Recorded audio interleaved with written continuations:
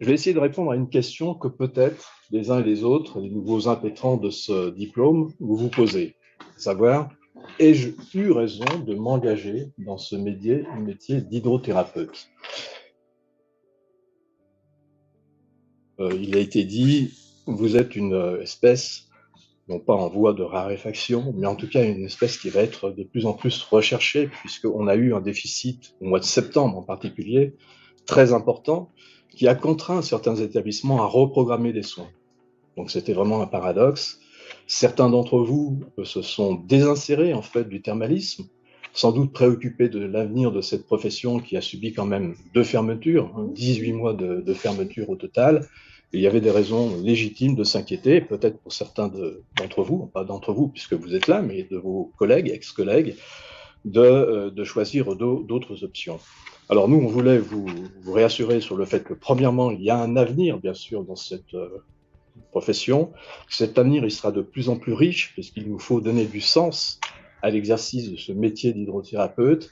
Et ce sens, à mon avis, il passe par la notion d'utilité sociale, c'est-à-dire le sentiment que vous devez avoir de contribuer à la prise en charge des malades chroniques. Et c'est cette médecine, tous les efforts de recherche le prouvent, qui permet effectivement d'améliorer la capacité fonctionnelle de ces malades chroniques, de participer à la sédation de ces douleurs. Donc les hydrothérapeutes, bien sûr, y contribuent au premier chef, puisqu'en contact immédiat avec ces patients.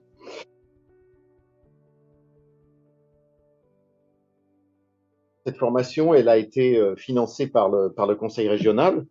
Je dis elle a été, mais il ne faut pas qu'on parle au passé, il faut qu'on parle au présent et au futur, par le conseil régional, parce que le conseil régional, il y a cru, et c'est pour ça qu'on a régionalisé aujourd'hui une part, trop petite d'ailleurs, de la formation professionnelle. C'est que notre but, notre possibilité, notre action, c'est d'être dans le concret. Donc quand le projet est monté en disant il doit y avoir une formation d'hydrothérapeute à Nancy, virgule, au bénéfice de l'ensemble des stations sur le territoire du Grand Est, eh ben, c'est facile, ça a été très facile pour le conseil régional de plonger et de financer en plus sur une, je dirais, sur la globalité du coût de la formation, parce que derrière, on sait que c'est 10 diplômes, sauf erreur de ma part, je crois que je les ai comptés, c'est 10 emplois derrière.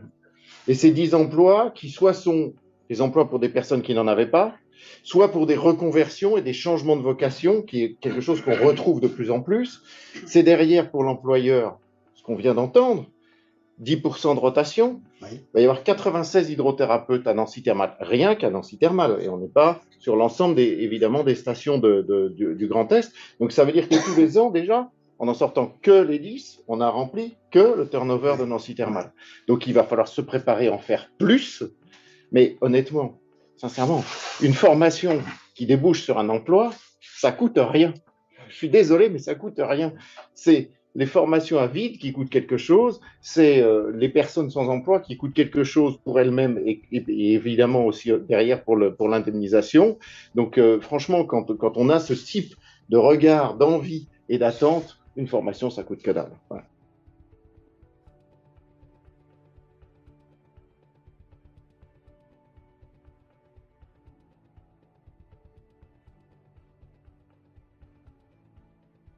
En termes quantitatifs, sachez qu'il y a à peu près 11 000 emplois dans le secteur et il y a à peu près entre 4 500 et 5 000 hydrothérapeutes agents thermaux, avec 2100 actuellement titulaires du CQP et du diplôme.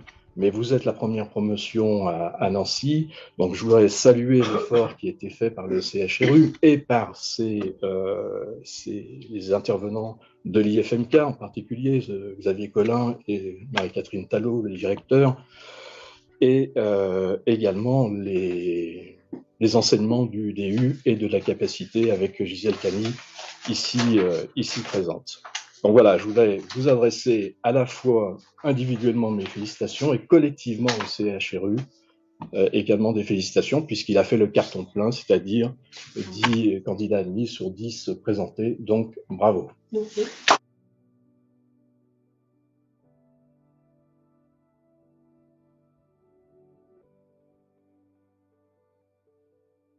Alors, c'est vrai que l'avantage, en fait, c'est de pouvoir avoir des orientations qui nous permettent de choisir, en fait, en fonction aussi de notre affinité ou de nos souhaits. C'est l'univers de la relation, moi, qui m'a amené à découvrir le thermalisme et le métier d'hydrothérapeute, et de me servir de cette relation implique qu'effectivement, il y a une partie de moi qui peut choisir l'univers dans lequel je veux aller. Donc, ce qui m'intéresserait plus particulièrement, c'est vrai que c'est tout ce qui est gynécologique.